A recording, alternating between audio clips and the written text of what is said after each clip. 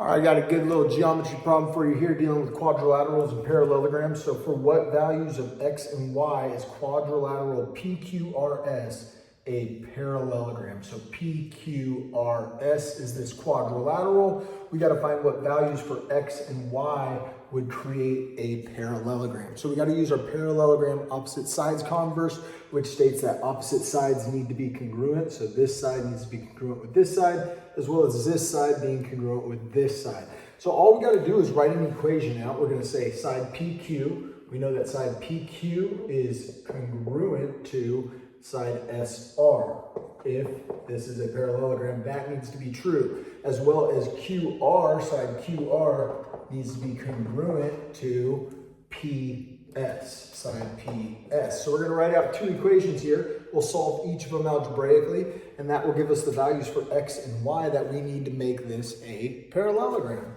All right, so PQ, x plus 9.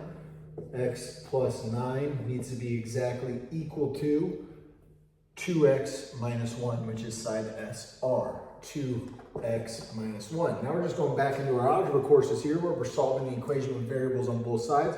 We're going to take x away. That's going to leave me with 9 is equal to x minus 1. 2x minus x leaves me with 1x. Add that one by inverse operating. We cancel out, add 1 over here. We now have 10 is equivalent to x. 10 is our value for x.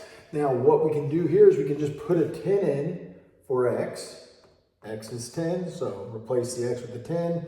10 plus 7 gives me 17. And remember, if QR, side QR is congruent to side PS, then whatever value we get here is the same value as here. And y is representing PS. So again, take 10, plug it into x. So this is saying x plus 7 is equal to y.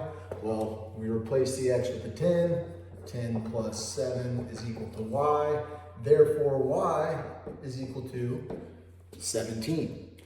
So now we've answered the question being asked in this problem. We had to figure out the side lengths of this quadrilateral in order for it to be a parallelogram. This side here would have to be